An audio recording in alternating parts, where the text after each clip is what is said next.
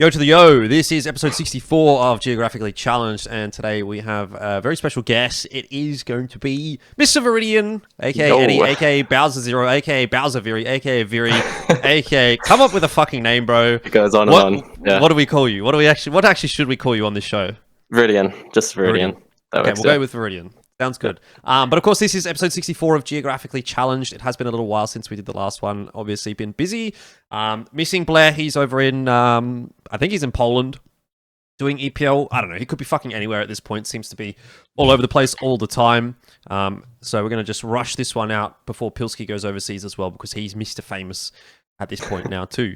So lots to talk about. But before we do, make sure you hit that sub button, because I'm very close to 3,000 subs and I want to hit 3,000 subs off this video. So hopefully for those of you that are not subbed and would like to be, now's your time. But let's talk Asia RMR results, because that's probably the hot topic at the moment. And I will maybe start off with... Should we start off with Oceania, I guess, because we've got Viridian here. And you obviously were involved in those qualifiers yourself. Yes. So... Give us your thoughts on the Oceania RMR qualifier. How was it? Did you surprise yourself with how good you guys were? 'Cause it surprised me a little bit. Yeah, like before the RMR, we were performing really good. Our personal results were a bit cooked on the actual day of the officials. Terry had food poisoning, the energy was low, scuffed sleep, and then the next day for our elim match against Arcade, Banana's internet just, I mean, his whole power cuts out. Yeah. Like 2,000 people or something in his area, just no power. Yeah. But yeah, overall, the result, it went how people, I guess, would have expected. Talon making the RMR makes a lot of sense. It's a shame that they had to verse Semper early on, but yeah. Yeah, I mean, I guess when we were talking about that one last week, or last episode, Pilski, we were sort of saying, like, in at least in my mind, I thought seeing Talon through as that organization that has kind of put that investment into the region is probably a good thing. I mean, look, I would have been happy to see Rooster there as well. I think they're a team, especially now after what we've seen at EPL and in more recent times, and we'll talk about that a little bit later on in the episode. I think actually Rooster's kind of starting to look good at the moment. I was a bit concerned about Rooster going into all of this, but they seem to have started to come good. So I think they would have actually been a pretty competitive team at the Asia RMR, but I'm not disappointed necessarily to see Talon there. I know they're already back overseas somewhere doing whatever the fuck it is they're doing. So I think that's a pretty good shout from the Talon lads to qualify. And it's, I have to say, like, having watched it, and, obviously the unfortunate result for Art of War aside, that felt like one of the more competitive Oceania qualifiers for an Asia RMR that we've had in quite a while. So I think that's a dub. Yeah. Yeah, I think there's like a fair bit of parity at the moment with all of like the moving parts in terms of rosters. So like things aren't really settled. And I think like Viri's team is taking advantage of that a little bit. Like it's always good to see some of the teams that are kind of like bubbling under the surface or like sitting like just below the top four, like actually give it a crack, because it's like the perfect time to try and like change up the hierarchy and get some of those results. So like you guys have done really well, not only in that RMR qual, but also in was it the Dallas qual as well? You almost like Atlanta, wasn't it? Atlanta, Atlanta. Yeah, the Atlanta qual. You guys were in the final as well. That's fucking fantastic. Crazy. Like the Atlanta qualifier was pretty much like a perfect example of just hitting hard at the right opportunity. Yeah. Like all these different roster changes, people trying to find their fitting. It's a shame we were like 2 rounds off from qualifying, and we just went third map every single BO3. Well, I'll say as well, like to pick up on that, I almost feel like Rooster was like 2 rounds off qualifying for the RMR as well, because that final was close to the first 2 maps. Like that Vertigo game, Slimy, who just had like some pretty good games over at Pro League, like went 3-13. Like realistically, could have been Rooster at the RMR for sure, as far as I'm concerned. But I think like Rooster is inconsistent, as we've seen. Talon is also inconsistent. I just don't really think there's like a very consistent like Aussie team right now, but there's lots of teams with potential. So look, I'm interested to see how Talon's gonna go. And I honestly wouldn't have thought they would have much of a chance. I don't know if they still do not have much of a chance, to be honest. But like seeing some of the other regions, which we'll talk on a little bit, maybe they have a better chance based on some of those results. Yeah, and I think we'll also kind of have to, like, we're going to have to revisit this in another episode a little bit closer to the RMR, because like right now it's like 2 months away, and this is something I want to sort of touch on as well, just maybe at the end of this. There's a lot of moving and shaking that can be done in these 2 months. So we'll quickly go through the rest of the results. China was an interesting one. Obviously, Rare Adam getting that qualification. So Pilski, I'll give you some some little golf claps here, because you did call it. You did say online, Rare Adam can beat Tyloo, and look what happened. They did. So no Tyloo at the Shanghai Major. That's a fucking travesty, dude. Like, that is the qualification system going in the worst way possible. I feel really bad for Tyloo, because especially it's the Shanghai Major. There's gonna be no Tyloo. Like, that is tragic as fuck, dude. Especially because it's an online qualifier. But look, credit to Rare Adam. Like, they've been grinding for a little while, and I think like it's good to see the strength in the Chinese region. Unfortunately, I just don't have as much faith that Rare Adam, especially on LAN, when like Tyloo kind of already smacked them a little bit, that they're gonna like actually be able to even maybe make it through the RMR, is the thing. So I think it's like a net negative, but look, at the end of the day, you can only beat who's in front of you in the circumstances you're given, right? I do appreciate, though, the jokes that people are making, like, oh, Tyloo actually did make it because they've got, somebody Summer and Kaze, all former Tyloo players that did make it. So little bit of a dig, I guess, at Tyloo with that one. But either way, fair enough. Bad luck, Tyloo. It is what it is. Hopefully they won't kill that team. Middle East, Drillas. I feel like, I made a tweet and I said this is like the best thing to happen to Asian Counter-Strike in years. I don't know what you guys think about that, but the fact that obviously you've got such an audience now that is going to be interested in the Asia RMR purely because of this team, it kind of gives me a bit of a throwback to when we saw Twisted Minds with Loba playing at the Paris Asia RMR. I know there was a lot of people watching just because of that as well. I don't know that this team's necessarily going to go the distance and qualify for the major, but I do think there is going to be a lot more eyeballs on Asia CS as a result of it. And I think that's kind of cool. I also think the team that they put together there, I have no love necessarily for any of those players on that roster. I don't think they've necessarily done the Asia CS grind, with the exception of Meztal. I know Meztal's been there a lot. He's gone to a lot of Asia RMRs, so I'm kind of glad to see him back. I think he's definitely someone that deserves some props, because he was always, I think, the best player in his teams that we'd previously seen at the Asia RMRs as well. And I'd like to see him have the success of being able to sort of make it to a major. I don't know if it's going to happen with this team, but outside shot, so I'm happy that they're there. Like, actually, unironically, I think it's kind of cool that this team's qualified. Yeah, it like puts heaps of eyes on just the whole RMR system, and the fact that other regions kind of just ditch that whole open qualifier into the closed qualifier. Everyone has a chance. It creates a really nice storyline for them, and it's just pretty much a movie run for them. If they can hit that top 3 spot, make the major, it's just crazy. I mean, that'll be big. That'll be big. Yeah, sure. that'll be massive. Yeah. People would be pretty keen on that. I feel like looking at the final, it was like a bit of an import diff. Like, you got Python and Sixer kind of struggling, and then Waro and Haji, and even, is it Kavem? I don't even think I've seen this player before, to be honest.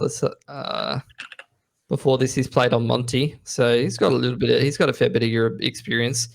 I don't know. I have a complicated kind of relationship, with this kind of configuration. Like, this is a European team. Like, let's be honest. I mean, I get it, and that's the thing. But like, and to be fair, that's kind of been what the Middle Eastern qualifier has always been, though. Like, I feel like this is even more egregious of an example, though. This is like 2 Ukrainians and Haji, and then you got 2 Israeli blokes. It's like, at least before, there was like, okay, we got like 2 Russians and like 3 Euros, 3. But like, I'm assuming there's some kind of like citizenship status kind of thing, and this is like something that's also creeping into Valorant as well, a little bit, with like import status and stuff like there's a team, there's teams playing in like the Asia region that are like hard carried by like some Europeans and things like that as well, where it's just like, it's a bit like okay, especially when some of the other people on the other, like this Amsterdam guy did not have the best final. He's literally hopped in like Waro and Haji's backpack a little bit, and he's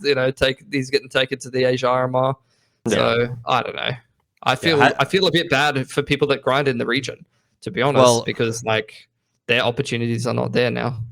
Okay, but I mean, Overdrive mentioned that like there was this whole drama thing about just like kind of just buying out players and just beating out the weakest region.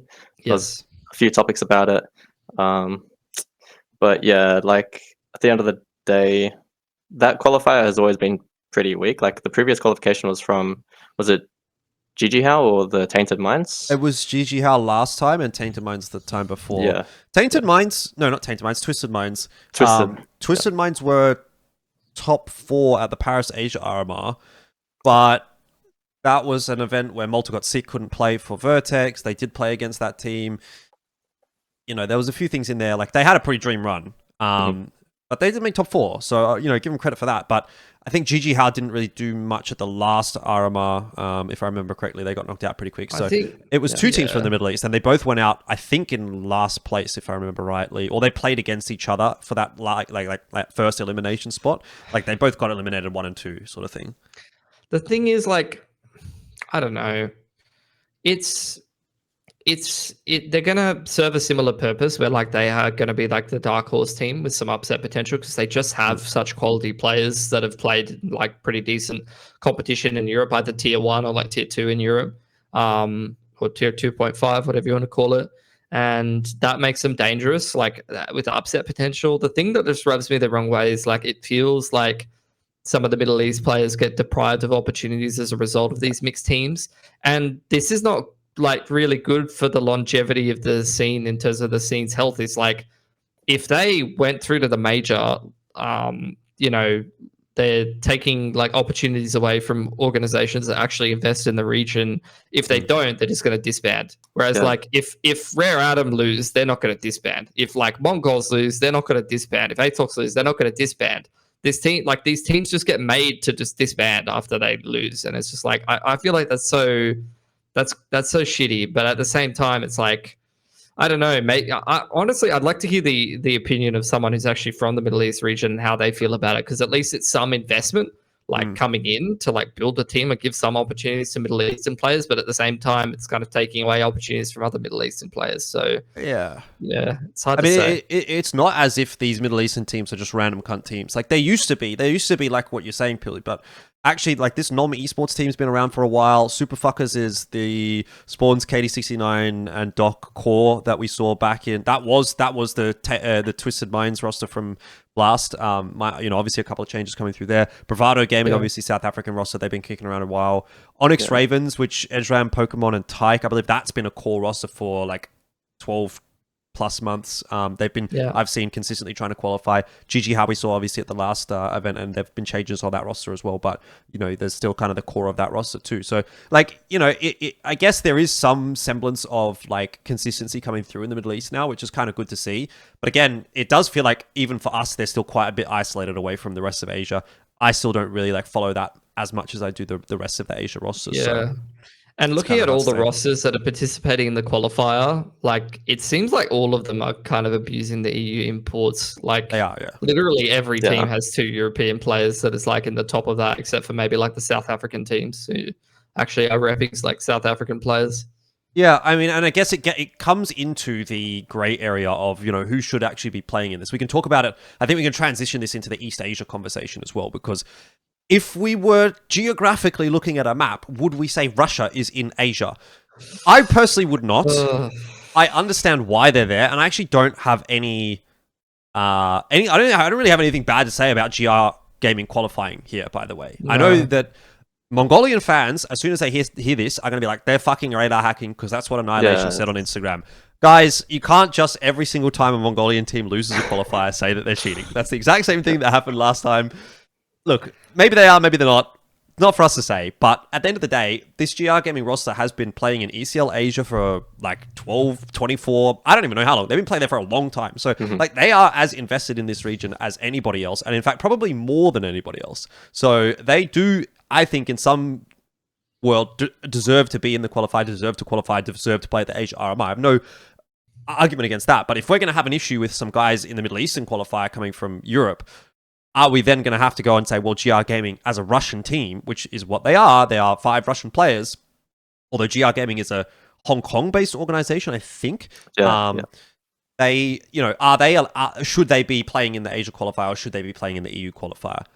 that's not really for me to say. And again, a lot of this conversation probably doesn't even matter because going into next year, it's all going to change up anyway. But I think you kind of having your cake and eating it by sort of talking about it in the Middle East and then letting it happen here for GR Gaming. So what do we think about GR Gaming? Are you guys happy to see GR there instead of ATOX maybe? Like if you're outside of the bubble, like in terms of the ECL, like the East Asia matchups, they've actually had close matchups against, I guess, the past Tyloo, but they're not just like a random team that just showed up and farmed on the day. Like they've had opportunities to close out games before, but they've just lost. And I guess they've just slowly developed their roster and better themselves on the actual qualifier day. And ATOX missing out, it's a shame. Yeah. But if you don't show up on the day like everyone, I think they were playing with Annihilation during that too. Yeah. Annihilation's been in that roster for a while now. Like the ATOX that we see at ESL Pro League is the same ATOX that played in this RMR qual and has been playing together for like 6 months at least. The other thing I'll say about this East Asia qual is you're actually seeing some pretty good recurring names coming through there as well. Like Chinggis Warriors, I know we've sort of talked about them a couple of times on the show. They were very close to actually making the final. They lost to GR 13-11 in the upper bracket final. Obviously, they lost 2-0 to ATOX, but top 3 for Chinggis Warriors, that's pretty good, I think, in a qualifier, which I think actually East Asia is reasonably competitive. IHC's in there, -72C in there as well. We see Nomads in ECL as well. So I just think the general strength of this East Asia qualifier is going up slowly but surely as well, which is pretty good to see. But yeah, I have no... nothing necessarily to say negative about GR Gaming. I'm kind of interested to see how they're going to go in the RMR. Would I prefer to see ATOX there? I think personally, I am a little bit more interested and invested in ATOX just because they're a Mongolian team. And I think, seeing the Mongolian region succeed is kind of a really cool storyline. But this will be the first time in a long time, I think, that we haven't had 2 Mongolian teams at the Asia RMR. So something different. I don't hate it. Look, at the end of exactly like Viri said, at the end of the day, they showed up in an online qualifier. They won 2 very close best of ones. They won, I would say, pretty decent series over ATOX. It's not like they scraped the win or anything. They lost 11-13 one map and then won the other maps a little bit more cleanly. So they were clearly the better team in that series. At the same time, though, I reckon you put, I don't even know, are these GR gaming guys going to do anything on LAN? I'm not necessarily saying that, I don't think they're cheating or anything like that. I'll make that clear. I've been casting these guys in ECL for a while. I've been seeing exactly how they play. They've been developing their roster in ECL for a number of seasons. I just don't think they're that amazing. I'm honestly very surprised that they won this qualifier because they usually get to about the top 4 stage of a lot of these qualifiers and then get knocked out by a team like ATOX or Rare Atom or any of these teams that usually gets into the top 4 status. So I'm super surprised. This is probably the peak result for their team so far.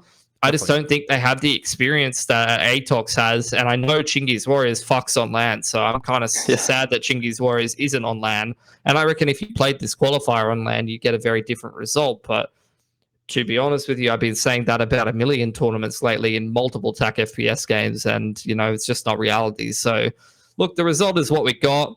I think that a lot of upsets in these online qualifiers have weakened the RMR itself quite a bit.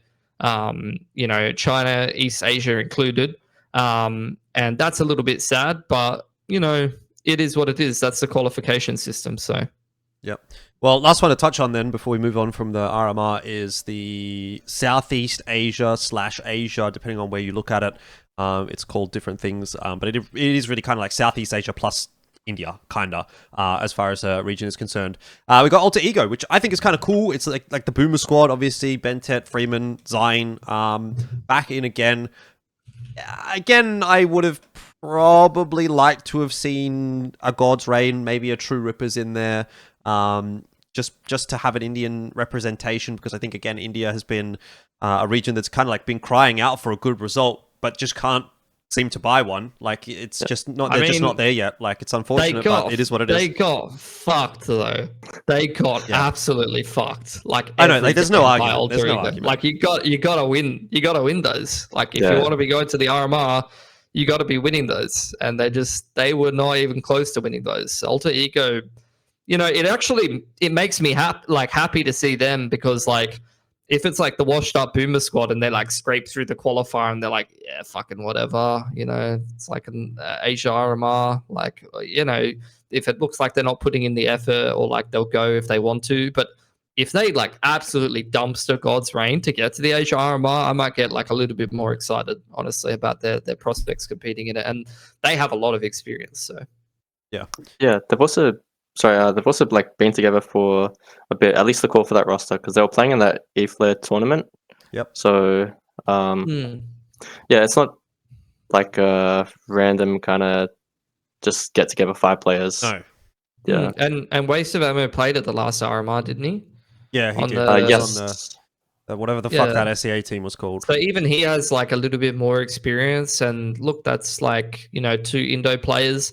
I think it's great as well that an org like Alter Ego is behind them, because like there's a ton of these orgs in Indo, Vietnam, like in Valorant. There's so many of these orgs, man. Like in Thailand, Indo, like there is. I mean, NKT has the Thai roster right now, but like, there are these orgs, bro. That team didn't even make it into the RMR qualifier, did they? They didn't make it out of the open qual. But that's what I'm saying. That like, the fact that there's an Indo-backed org that I know like actually invests in like Valorant or like mobile games and shit like that, actually puts together a team in CS that's serious and like quals for the RMR. Like, fuck yeah, let's reward them.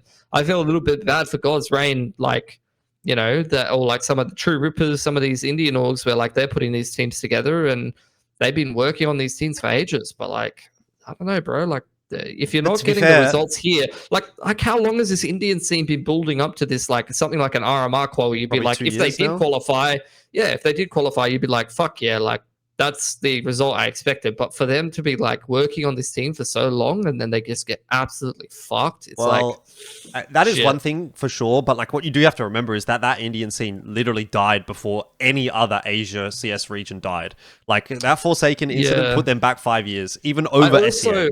You know what? I also wonder who has like what the situation was with the servers as well, because you got AidKit, who's North Macedonia. He's definitely not playing from North Macedonia, guys. I'll tell you that. He's fucking dropped plus 29. So, but like, where are they playing from, and how does that affect the guys in South Asia? Because the ping to SG is not good. From South Asia, you're playing 70 ping. I don't want to be playing an RMR qual on 70 ping, bro. Yeah, if I recall, like from some of the games, like watching over them, some teams are playing on like 100 ping, and they just had to compensate for that. Yeah, Freeman and Zion probably would have had to play on high ping if that. But no, I think Zion is in Thailand, if I remember correctly. I remember hearing that. So I don't know if he probably wouldn't be playing from Korea, even though he's still rocking that Korea flag. It's probably the last one to do it.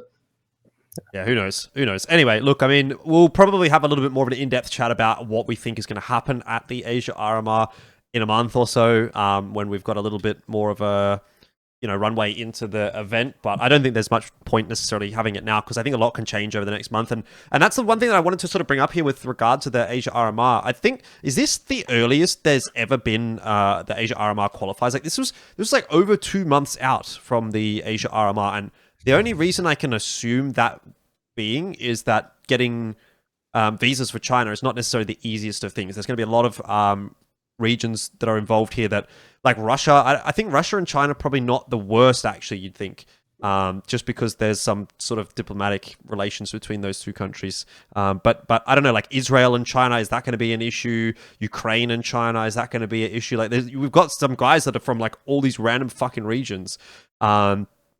Poland, MHL coming for Talon. How easy is it going to be for them to come into China? Like, I know even for me, coming from Australia to go to China in a lot of cases, and Pilski, you've been through this too pretty recently. I remember you have to go through the whole visa process, and like, there is some pretty serious shit going on there. Now, at least for us, we can go in for 15 days now. That has very recently changed, so that's a dub. But I think that might be the reason why they've held these qualifiers so early. But I kind of want to get your thoughts on it. Maybe Viri, obviously as a player, like. And especially considering, by the way, that the invites went out even earlier. Like, if they would push that qualifier back by a month, Tyloo actually gets that invite. Tyloo's already overtaken Lynn Vision in the rankings, if I remember correctly. So, I think there could be a very different looking Asia RMR if we would have had a different qualification date. Yeah, like for the visas, it's always pretty stressful. Even for the Atlanta thing, they wanted us to do our visas before the result was actually out. Like they wanted to do it before the event started, the closed qualifier. So it's like the Yeah. massive stress on just sorting out these issues straight away. Um, but yeah, for like the situation of the Asia RMR, in the case that a team can't get their visas, what would be like the quick fix? There isn't one. Oh, Like, Yeah. you have to play with a stand-in or get replaced. I think Maybe the precedent is that wasn't there a team recently that couldn't make one of the RMRs for whatever reason? They just got replaced. Um, Most I'm recent not sure, one? but can't I guess the remember most recent relevant one was Atox. They almost missed out on Pro That's League, right? Yeah. They did just make their visa, and that was lucky because they were playing like in a later Yep. week. If they were playing in the early week, they would not have made it. well, So at least in this case, there's not going to be those kind of like team replacements because this is the RMR, right? Mhm. Like you're not going to have one team unless it's a Chinese team. Like there's not going to be replacements, like from the region. Yeah. If one team can't go, you're not suddenly getting the second team to go in there, and you're not going to include a Chinese team because that's not the point of it, right? You're just going to probably FF those it's games. going to be 7 teams probably. Yeah. I would like to say I think it probably will be okay because there is a lot of lead time, and because this is such a big event, and because Perfect World will have some involvement, and I assume Perfect World will have some kind of like back channel to sort all of this stuff out with the visas and stuff like that. I can imagine it will probably be okay. But yeah, I don't know. I think 2 months early, obviously, sometimes you have to do what you have to do, but I think it has led to some less than ideal results in terms of the teams that have actually qualified or been invited. But that's enough about the Asia RMR. We'll have a bigger episode about that at some point down the track. We've got a lot of other news to actually touch on here, so in the interest of time, let's move on to the ECL Asia LAN Finals that have been announced. And that was a most recent announcement from ESL that Challenger League is going to have a top 4 LAN in Shanghai. And that is actually going to be the week before, or the weekend before the Asia RMR. So I think that's kind of cool, actually. We'll see which teams obviously actually qualify through to that. And I'm just trying to think which teams are, A, qualified for the Asia RMR, and B, could also be at that ECL Finals. Because Rare Atom is not in ECL, Mongolz is not in ECL. Alter Ego is not in ECL. Drillas is not in ECL. So is Lynn Vision in ECL this season? Yeah. Yeah, so it could potentially only be Lynn Vision and GR that would like go back to back, basically. I was trying to figure out like, is there a world where like we're going to see a few teams like kind of like boot camp in China for a while, but obviously Lynn Vision's already going to be there. GR will come in theory early if they qualify for the top 4 of ECL. That actually isn't quite as cool as I thought it would be in that respect. But what I will say is having a top 4 LAN for ECL, I think that's fucking cool. I think that's a great sort of bit of news, and I'm very happy to see that. Yeah, and like, it's promising as a player because in the past, like the events that I'll be watching, LPL, they had a LAN for like in New Zealand, right? That's like the only real chance you get to be tested on LAN as like a top 4 team. And so ANZ champs never really had a LAN towards the end. And if there's one in Asia recently, then it could be promising news for Oceania. Like, are we going to get a LAN? It was a very different time back in the day. I'll say that. Like when, what was it? Probably the first like 7 or 8 seasons of ANZ champs had a LAN, and then we got to like, did we get to like season 20 or something? I can't, 12 or 14, or I can't even remember how many seasons there were. But yeah, there was like multiple LANs a year, and there was like correspondence between. Or corresponding times between like CG and ESL, where there would be like 2 CG LANs or 3 CG LANs and 2 ESL LANs. You'd have like 4 or 5 LANs, like national LANs for a year, for like 2-3 year period, and it was kind of crazy actually.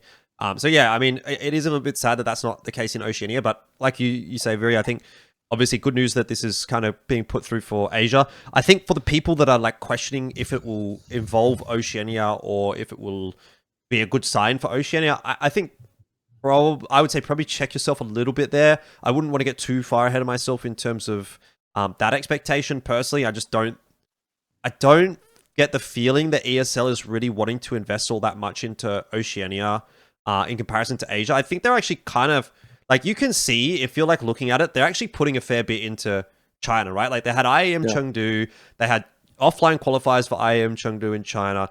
they're obviously doing this in China. Like, there's something going on in the background where EFG is kind of like, we want to have some kind of presence in China specifically. And that's obviously beneficial to the Asia region, but does it benefit them to put Oceania into this? I mean, look, outside of us having a bit of a circle jerk about how cool that would be, I don't know that there's necessarily like any incentive for EFG, ESL to actually do that, let alone run an Oceania version of it. I definitely think that's off the table. I think, if anything, you might be lucky to maybe get the top 2 teams from ECL Oceania to go to this and have it be like a 6-team LAN where like maybe the top team from each region gets like an auto qual into like the quarterfinals or whatever the fuck, semifinals, whatever. If FlyQuest and Lynn Vision, for example, would just like get an auto game and the other sort of 4 fight it out. I don't know, something like that. That maybe I could see being possible, but I just don't know that there's necessarily a huge incentive for EFG to like put Oceania in. Don't get me wrong, I would love to see that. I think that would be awesome. But I just don't like. My gut feeling is that they don't really want to even invest in Australia anymore. Yeah. I think they've just got it there because it's like, well, we kind of have to have it just to have some presence, but like we're not going to go above and beyond for it. So I don't know what you guys think about that, but that's kind of where my gut feeling is. So I would say just don't expect it. Be happy if it happens, but don't expect it. Yeah, I think either way, it's really cool that they're going into like this whole kind of untapped area, like of a player base. Because like China is massive, and the fact that you're having a major there is just going to like amplify all the attention towards CS. Because I think Crossfire is like really popular over there, yeah. And there was this rumor that they added Dust 2 because there was a map close to it in Crossfire, like into the map pool to set themselves up. There's a map in Crossfire called Black Widow, which is basically a carbon copy of Dust 2. Yeah, so I'm pretty sure Dust 2 came first, by the way. Just for what it's worth. Dust 2 coming first, but the fact that they reintroduced Dust 2, especially before the major hits, would like, I don't know. I feel like I see what you're saying. Just to make it like, because actually, and here's another aside. There is a map as well in Crossfire Mobile, which I can't remember exactly what it's called. I think it's called Satellite. And it's Inferno. There's like, it's just, you look at it and it's Inferno. So there's a bit of like, there's a little bit of that going on, where it's like, yeah, these 2 maps are very, and frankly, they're actually 2 of the better maps. Like, some of the maps in Crossfire are fucking shocking. I will tell you that. There are some okay maps, but there are some really bad ones. But the good ones are definitely carbon copies of CS maps. So, yeah, there may be a little bit of that going on. And I can corroborate, yes, Crossfire is massive in China. Obviously, I've done a lot of Crossfire in my time, and obviously, going to China and seeing that, I was like, what the fuck? Like, because here, most people I talk to don't even know what Crossfire is. Like, I say, oh, they'll say, where have you gone? I've gone, oh, I go to China and do Crossfire. And they're like, what the fuck is Crossfire? Like, I've never heard of this game. And I'm like, well, it's like CS, but they love it in China. So yeah, I mean, there's definitely like a market there that they can pick up for sure. And obviously we know Valorant is like starting to pop off a bit in China as well. So there's an appetite definitely for TAC FPS in that region. I think it's a good region to target. The current Valorant world champion is a Chinese team, which was a shocker. But that's, and they have like just made like the most fan sales of in-game items of any team. Like, after they won their world championship, they're like the most popular team by people actually spending money on their skins. Well, this might be like the most sold major as well. Like, I think we have to sort of bear that in mind, that there's going to be more Chinese fans that are interested and invested in CS now for this upcoming major than there ever has been before. And we know that, in particular, like the Chinese, like the Tyloo gold stickers and stuff like that, they're always worth more than the other stickers. And I don't really know much about skins and shit, but I know that the fucking Chinese gold stickers, they won't be this time, Jordan. I can tell you that for free. Well, maybe the rare atom golds, or if they can make it, anyways, whatever. What should we talk about next? Obviously, EXTREMESLAND. Okay, so this is another China-centric topic, right? And again, this one's going to be positive news, I think, for everybody, really. This is not just Asia. It's Australia as well, but even some of those sort of forgotten regions of Asia. So EXTREMESLAND announced that they're coming back for 2025, which is technically EXTREMESLAND 2024, but it's going to be in 2025. A little bit confusing, but that's what they did this year as well. It was EXTREMESLAND 2023, but it was in 2024 in January. So it will be in January sometime 2025. But what they've done is they've announced that it's now going to be a 16-team LAN, which I think is pretty cool because the last one was 8 teams. Some of the slot distributions last time were like, probably could have done a little bit of a better job there. But okay, they were, as far as I had conversations, just trying to sort of have a proof of concept again to kind of come back into the Counter-Strike space and see what it was like. I thought it was a big success. I actually thought that was a really good event, and having been there as well, it was very well run in comparison to a lot of the events I've been to in Asia, not just for Counter-Strike. So I think they did a really good job, and I'm happy to see them back, and I'm happy that their proof of concept or whatever they were trying to do at the last one has given them that extra investment that they can now up this to 16 teams. We should mention 4 of those slots are going to go to China, which I think is probably a little bit extreme. I don't think you really need 4 slots. But I believe a few of them will probably go to like a Chinese qualifier, and then one of them will probably go to like their like cities qualifier or like university qualifier. I don't know exactly what it is, but there's always like this one qualifier that's like dedicated to just random fucking teams that aren't actually like CS teams, but they are like, I think they're like university or city-based teams, something like that. 3 spots for Mongolia, cool. 2 spots for the Middle East, 1 for Philippines, Vietnam, Korea, Thailand, India, Singapore, and Australia, respectively, to round out the 16. Anyone have any thoughts on the slots distribution? I'll say they're missing Japan, I think quite notably, and Taiwan, Hong Kong, Macau also in 2019 was one of the regions that had a slot. So I think they've kind of like gone a little bit too heavy on the China slots for me. I think you could definitely take 1 slot off of China. Maybe even 2. Like take 2 slots off China, take a slot off Mongolia, and have +1 Oz slot. I think definitely would be competitive, and then I think you add a Japan slot because there's that Japanese team Jadeite like still kicking around. They'd be kind of cool to see here instead of like whatever fucking bunch of 5 random Korean blokes that they can pull off some random server. Like anyway, I think overall positives definitely, but still some tweaking could be done. Is my take. Yeah, 2 Oz slots. You definitely need 2 Oz slots. Like it's kind of. It always used to have 2 Oz slots. Yeah, I don't know why they've only done 1 Oz slot again. But it's like they've rewarded the 2 of the most competitive regions, and then like our region is the other most competitive, and we still only have 1 slot. Like I don't know, but I know obviously they didn't. And then 2 Middle East just doesn't. I don't know why. Either. Yeah, I don't know why. Like this keeps happening. Like Middle East is not that competitive of a region in Asia. It's definitely like right there under like China, Mongolia, Australia. Don't get me wrong. Like you probably do deserve more slots than like Philippines, Vietnam, Korea, Thailand, all of these. India would probably be right there with Middle East as far as I'm concerned.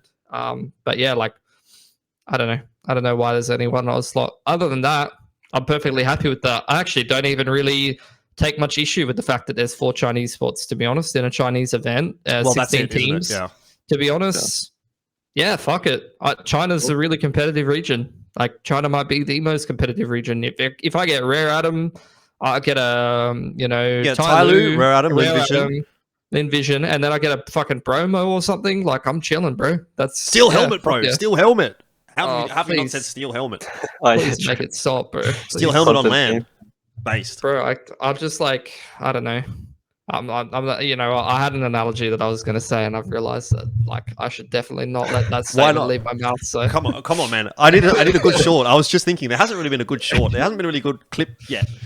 Yeah, look, I know that they wheel all the blokes out of the retirement home, roll them up to the LAN. They basically like wheel the wheelchairs into the desks and set them up with their gear. So fair enough if they want to give that a crack again. Steel Helmet, that's like pretty much a content team, right? It is, because like when I was tuning into the like China RMR, like all of them are just streaming it. Their POVs. It's it's like a full just content team. Like it's the old fan base. It's the old Tyloo players that aren't on Rare Atom. Okay, yeah. The ones that can't shoot straight anymore. Right. They can if they have a deagle. Oh, that's true. And then every eco round, you should actually implement this into your team, Viri. So what they do every eco round is they buy deagles and armor regardless of how much money they have, and they try and all split pick the map, just one in every part of the map, and just if you headshot and win, I'll actually add that. So next Yeah. time you watch over our games, we'll just Okay, call it great. Steel Helmet, and then We'll call it the Steel Helmet strat. Deagle, yeah, Steel Helmet strat, Deagle Yeah. Armor, Deagle rest of Armor, pick. split pick. Go hand, Yep. yeah. I like that. Put that on the But yeah, strat. overall, I think like having all these different regions in the first place, just matching up against each other, it's going to be like really fun watching. And then, later seasons with EXTREMESLAND, we might adjust the slots. That makes sense. But yeah, I it's cool think it'll be interesting to see what kind of restrictions they have on the teams. Thailand, if like NKT rocks up, I won't be sad. For gonna have to be. Singapore, hopefully that will be, the alter Oh. ego or something like that. Well, that's actually the other thing. They're missing an Indonesia spot. Yeah, and they don't alter have an ego Indo slot. is not. True. There's no one on that Yeah, team from how Singapore. does is alter there? ego qualify for this? That's They what don't. I'm wondering. Like They don't. they're not allowed to play. I assume that they cannot.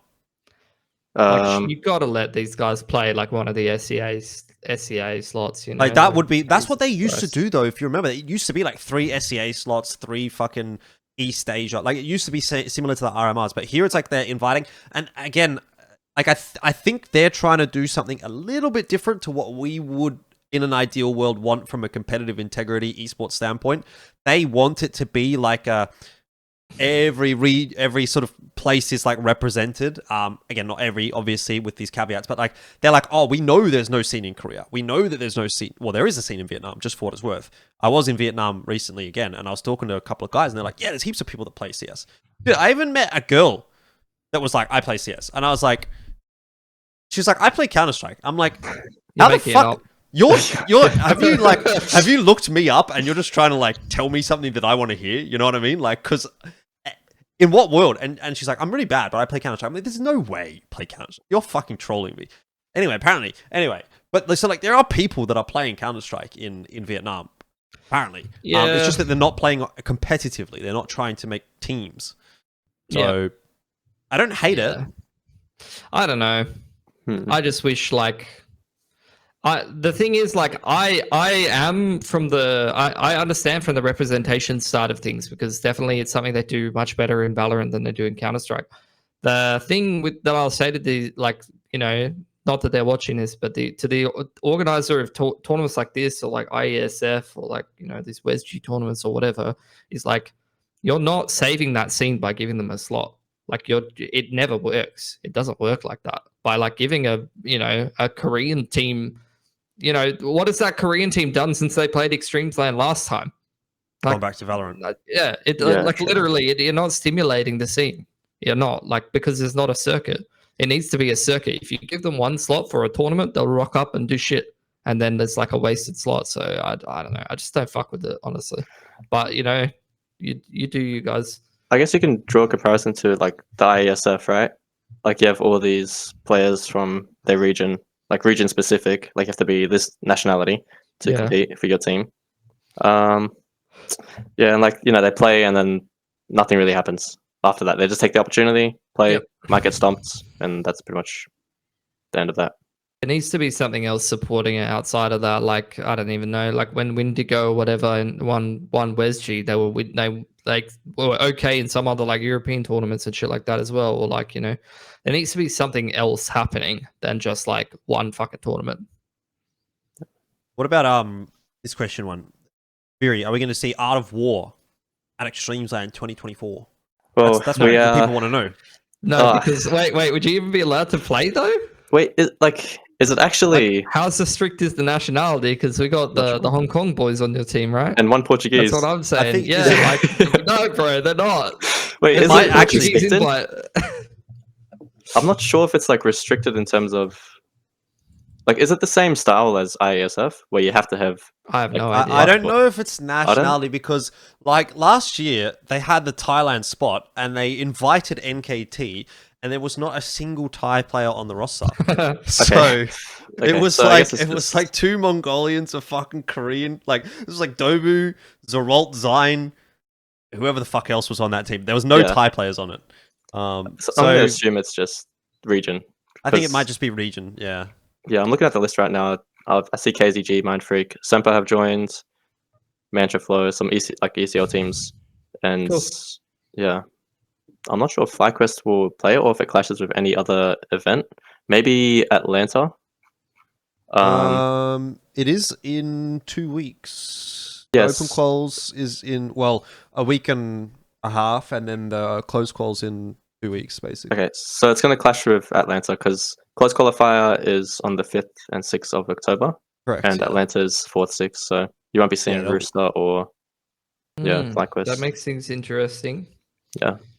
I mean, but so like, and I know this is not the ideal world for those teams, but I think this is actually the ideal world for Counter-Strike in Oceania, is it not? Like, because for a long time, we have had just this stronghold of FlyQuest / Greyhound taking every spot, and if not them, then Rooster. But now it's kind of like there's a few other tournaments kind of popping up, like where you might actually see a random Aussie team, like let's say Art of War, right? Like you guys, if you make that run in the Atlanta qual and you do that here, there's no like big name team to run into, no Rooster necessarily, or something like maybe a Semperfi or whatever. But I think that is a more beatable team in my mind, at least, than a Rooster is at this point. And I also would really like to watch those whoever qualifies to go play the third best team from China and some of these Asia teams. Like that's always super interesting to me, rather than just watching the absolute best team, because it gives you a feel for regional strength.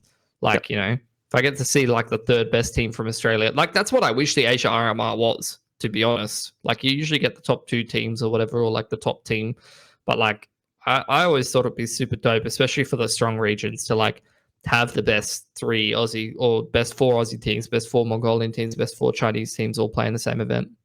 Yeah, exactly. And it's also like the team styles. Like you see FlyQuest play and then you see Rooster play. It's like completely different, and they get like different types of results. Yeah. So it's just always nice seeing the competition outside the usual, just matching up against other regions. Yeah. All right, we'll move on from that one. Another quick one, another tournament coming back. CAC is back in 2025, October 1st to 13th. So I don't really think there's much to touch on this outside of the fact that they didn't say anything about this year. So, I mean, given that we're kind of getting towards the end of 2024 and we haven't seen anything from CAC, I think typically they would have run their event around now or in the next month or two. Presumably would have clashed maybe with the Shanghai Major or the RMRs or something like that. So they have decided not to do it this year. But they are coming back for 2025, which I think is cool. Another event on Asian soil, obviously it being China. Yeah, again, nothing much to really say, but I think just worth mentioning. I assume you guys don't really have much to add on there. Really, yeah, we'll move on from that one. Away, so yeah, cool. It was just a quick note. So we'll talk about EPL, some of the results that we've seen there, and then wrap things up for this episode. First of all, I actually wanted to say, is this the most Asia teams we've ever seen at EPL since it's kind of gone to this this format, if that makes sense? Yeah, 5 teams. Yeah. Because we've got FlyQuest, Rooster, Atox, Mongolz, Lynn Vision, and Mongolz obviously coming through from the world ranking. Previously, it would have been 4. So obviously that's a little bit of a win. We'll take that. Asia CS on the rise as it continues to kind of be hard carried by the Mongolz, but there are signs of life elsewhere. We'll touch on the Mongolz first. They're the hot topic as usual. Made it through to the playoffs. I believe their first match will be tonight as this show airs, which is tomorrow for us that are actually recording it. Tuesday night, and they will be playing against Big. They'll go Big, Eternal Fire, Vitality if they can make it through the bracket, which I think is, up to Vitality. I actually think that's a reasonably winnable bracket for the Mongolz. They could, I think, definitely beat Big. They have in the past beaten Eternal Fire, although Eternal Fire is looking a little bit better of late. And also they finally got their win against 3D Max, which seemed to have been a little bit of a monkey on their back, so to speak. I thought in their side for the last couple of events, because they did lose to them at Sky Esports Masters as well. So I think there's a lot of positives to sort of take away for the Mongolz. Didn't honestly really pay too much attention to this one for them. It kind of feels like, all right, yeah, like that makes sense. Like it's no longer exciting to see them make it into a EPL playoffs. It's kind of just like the expected result at this point, which again, I think is probably a really, really big positive. I'd say as well, like, the teams that they beat, you're not like that excited about them beating, although 9C did have like a really hot run recently. That's like, it's good that they beat them, but like outside of that run, like I don't know if I'm that high on like 9C. I want to see like how consistent they'll be over a longer period. They did lose to Spirit after beating them at Cologne. they stomped Koi. I don't even know what happened in that game. Oh, yeah. That must have been fun for the Mongolian fans to watch. Did you watch that one, Viri? I tuned in. I watched like the demo back, and it's just there's not much to take out of it. It's just like a stomping. Yeah. But yeah, like the result against 3D Max is pretty sick too, because 3D Max they're looking good, and it just helps solidify their kind of like their strength as a team. And it seems like they're only just getting better and better. I do love watching Mongolz and like taking stuff out of their gameplay. It's just really fun to watch. So it's cool to see. What I appreciate is that they're not like an upset team now. Like they are actually just getting legitimate wins on a fairly consistent basis. Yeah, I think Big's going to be an interesting one for them. Like they're like fairly far below them in the rankings, so it's not a bad like team to kind of work your way into the bracket. Eternal Fire's like that, up and down team. That'll be an interesting matchup for them. Like whenever Eternal Fire is hot, they can beat some of the best teams in the world. So that's like a team that'll be interesting for them to play. And then Vitality is obviously pretty tough if they make it that deep in the bracket. But like this is the question, right? Like if they beat Big, that would be like a top 12 or something, wouldn't it be? And then going a little bit deeper than that, they'd have to beat Eternal Fire to make a top 8, which is kind of where they've started to they've really started to feel like they're getting hard capped outside the top 8, or they're placing 9th to 12th at a lot of these events. Like 5th to 8th Cologne play in 9th to 12th Cologne, like Sky Esports is a weaker field. So like, Mongolz, they've got good ranking and they're like peaking the rankings and are like hard carrying Asia, but like we're still waiting for them to like make that top 4 run at like a prestige event, It's going to happen at the Shanghai Major, mate. You just got to get along for the journey, right? Like they're just powering up, right? They've had their little peak, Every journey goes like up, and then you go, oh, I'm amazing, and then you lose a little bit. You get humbled. They got humbled for a couple of events. I think Yongshiping, wasn't it? It's what you now expect, they're rising right? again. They're going back up. Teams start to figure them out a little bit, and start to once they become a genuine threat, that's where you start getting anti-stratted and people get more familiar with your style, and that's where you have to kind of develop more and deal with that adversity and the pressure and all that. Yep. Yeah, but obviously lots of positives, and hopefully they're gonna. I would like to see them at least beat Big. I think if they beat Big, expectations met. If they were to drop like in last place in the playoffs, like then it's a bit like, okay, that was kind of sad. But as long as they win at least a game in the playoffs, I think it's like, okay, we've at least maintained our level. You beat Big and Eternal Fire, then all of a sudden we're kind of like, oh, you made top 8. And I don't expect them to beat Vitality, but who knows? Let's talk Rooster. I've written down on my notes, Rooster failed to impress. I don't know, is that necessarily true? Because they did have one very nice game against Mouse, and it was very close to being very cool.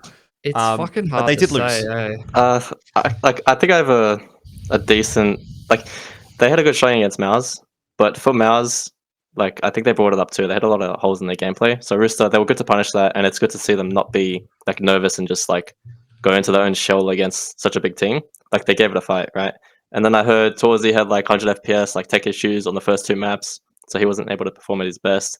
And yeah, that 2v5, that was just that was pain. They would have made they still made history in a way, but they would have made history beating Mouse just 2-0 convincingly like that. Isn't Mouse the back-to-back champs as well? So that's home ground. Yeah, but they're already out. They lost to Cole twice. They lost to Imperial. This has been a pretty bad event for them, I would say. They almost lost to Rooster. This might be their worst event in a while. It's kind of like that, isn't it? Where what was it? Where was it? Cologne, where Mongolz beat Spirit, and then oh shit, Mongolz beat Spirit, and then Spirit went on to lose against 2 other teams, which are oh, and now the same thing for Mouse. It's well, Rooster almost beat Mouse, and then you're like, oh, but okay, well, they didn't have a good start. Overall, the event was pretty bad for them, and you could tell from the players that they were tilting, just making more mistakes than usual. So, the Rooster result against them, it's a bit amplified on oh, this is insane, but in reality, I'm not too sure. Yeah, it's hard. I don't know. They got shit on the other games. The really other games hard. are the ones that really tell. And it's I don't know. I feel bad because I feel everyone in the region was hard behind them, thought they were going to beat Mouse, and that would have been so huge. And I think everyone was really rooting for them. But if you get fisted that hard the next 2 games, it kind of takes away everything that you just did Like I hate to say that, but like that's how I feel about it, you know. And like I want them to succeed like super hard, especially it'd be a fucking sick storyline if they succeed after they lose Nedic. And with how Slimy was playing some of those maps as well, I was like, fuck yeah, like honestly, like that's crazy that he's, you know, not even really had that much tier 1 experience in Oz, and then he plays that well. At least even being able to play that well on a map or two overseas, like that was super impressive. But yeah, I'd say that's know. the biggest win. No, I think that like even though the results weren't really there are still definitely positives to take away for Rooster. Where like as we've obviously said a couple times on the show in the past like 2-3 episodes, Rooster haven't been looking good since the Nedic change, and only now am I starting to feel like they're kind of coming back together. If they've shifted some roles around, obviously, you know, changed up the calling structure and all of that, it seems like it's kind of now starting to fall into place a little bit. Maybe Slimy's finding his feet at that level of competition and in that team as well.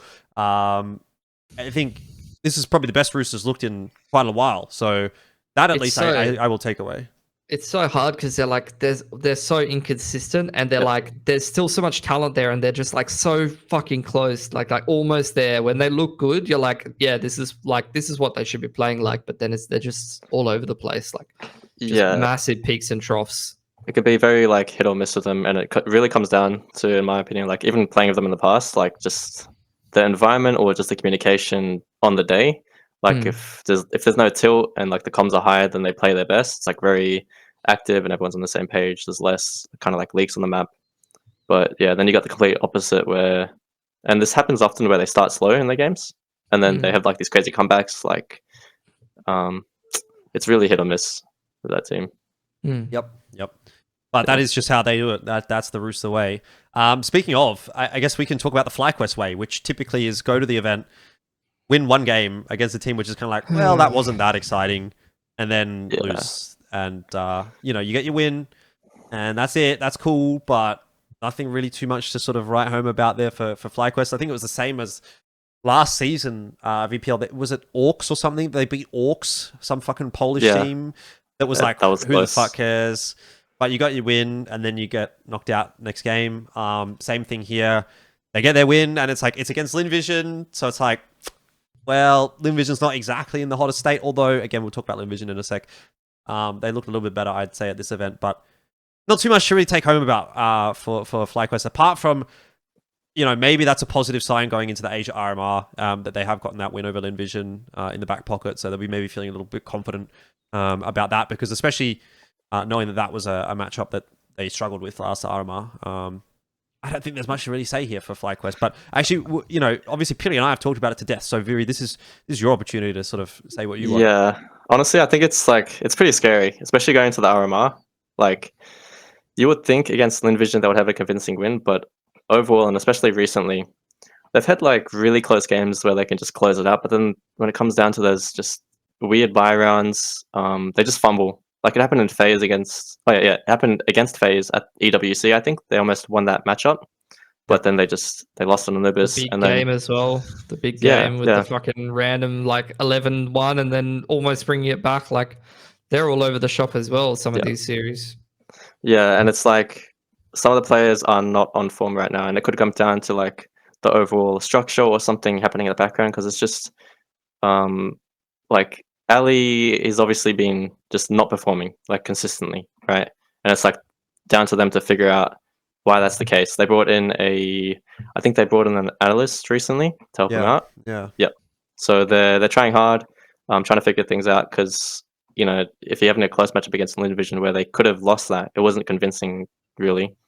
You know, it kind of like questions the matchup against the other teams. Like, what if Talon just start finding their footing really quick and they start, you know, having a lot more closer matchups? I think it's a good time to bring in an analyst. And it was something I was going to say about the lead-in time to the RMR is like, it's a long time for some of these teams to prep, especially teams.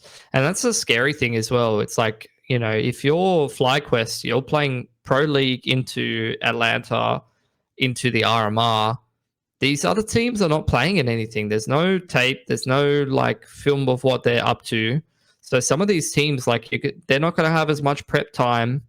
and they're not going to have the luxury of like going into like a 2-month lead into an event to like hard prac certain things. They'll be like more game, like on form, like game ready in terms of officials and playing on LAN and things like that. But these other teams will get to just watch exactly what they do, and that really can create an environment for some weird ass upsets at an event like the Asia RMR, where you do get like these interregional like clashes a little bit. Yeah, yeah. Well, last thing to touch on then is Lynn Vision, and I don't know what you guys thought. Like, obviously, I've had pretty much zero expectation for Lynn Vision for quite a while now, and I thought there was definitely some moments, you know, a lot of hype around Zaka with the AWP, you know, kind of running it back, and I don't know about you guys, but like I always felt like Zaka was a pretty good AWPer. It seems like people are kind of like surprised by this. For me, I always remember him like when he was actually AWPing. Was he called like Misuta or Mitsuha or something like that? I think it was Misuta, right? Misuta? He was called something different to Zaka, but it was the same guy. And he was AWPing back in the day, and he was always pretty cracked. So I'm not super surprised to see him having some success and having some pretty good maps and stuff like that. But given my expectations were kind of like 0 for Lynn Vision, the fact that they've hit like 5 is reasonably impressive to me. I think that I have some hope even that they might actually be competitive at the Asia RMR now as a result of that. You know, if they can almost beat FlyQuest, they can probably beat anyone at that RMR that's not Mongolz. So I'll take it as a win for Lynn Vision. Yeah. Yeah, like, so they got invited to the RMRs, and then people kind of question like their level as a team now, considering that Tyloo just like, you know, they had their roster changes and all that, expecting Talon to go through. But it's promising for them, at least. Like, they had a really close game against Na'Vi, could have won the first map. Then they just got stopped in second. And then Heroic was also close. And then FlyQuest was close. So it's not like a team to disregard now. Yeah. Yeah, I think they're a little bit underrated, to be honest. And I don't know who's better between them and Rare Atom, to be honest, coming into this event. Like, the two Chinese teams are equally like, they're both decent. I feel like, you know, they're not the strength of a Tyloo, but they're both decent. So yeah, I think there could be some weird results. Like, that's the thing. I wanted this Asia RMR to be like, I'm fucking really excited. All the best teams in Asia are going to be there, and they're on peak form.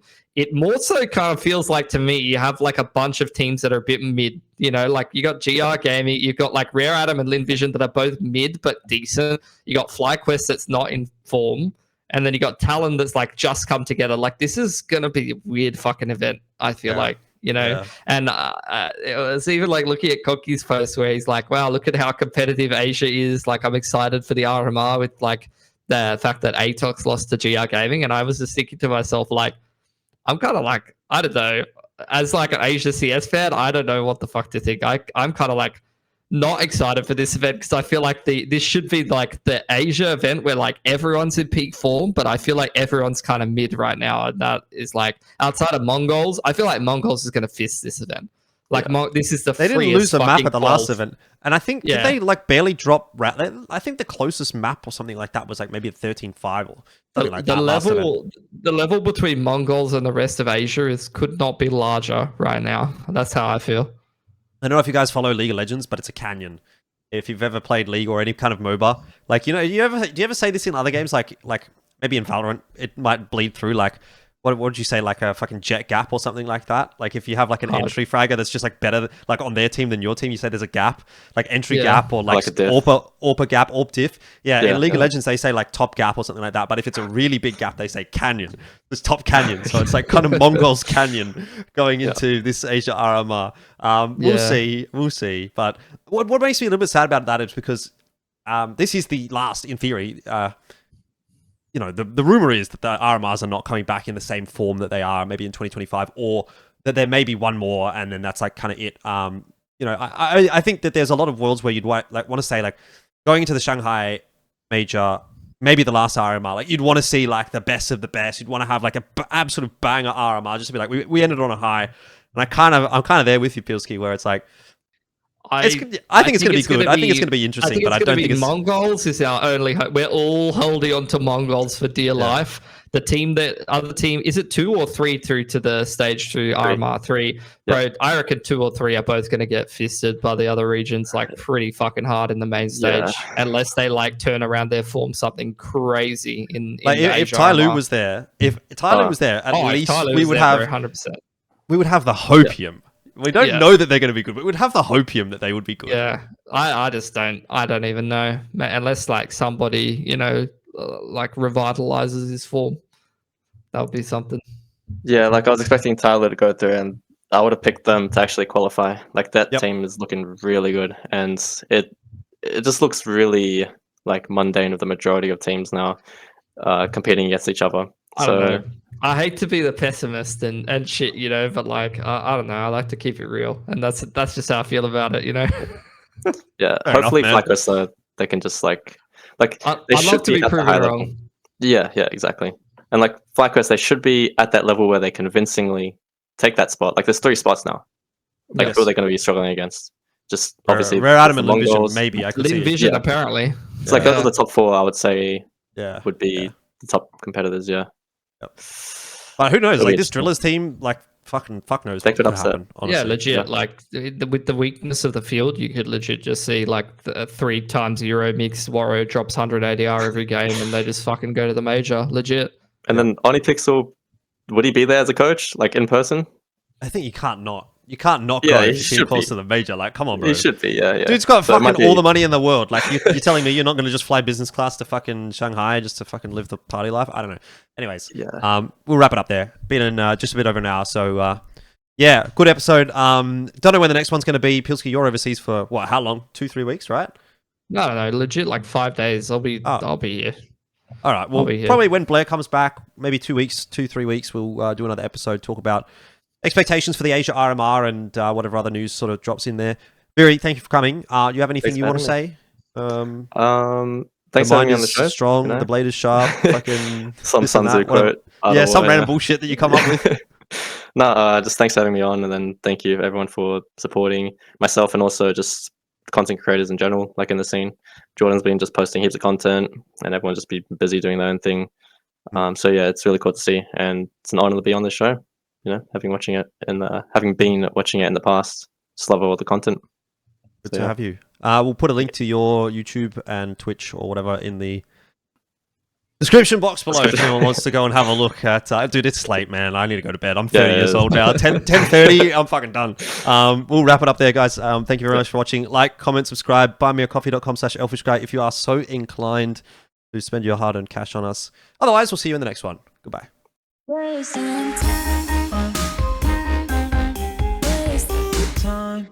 Hey guys, just at the end of this video, I'd like to give a quick shout out to Jean, who is my first supporter on buymeacoffee.com. If you'd also like to support me financially or any of my content, make sure to check out the link. It is in the description box below.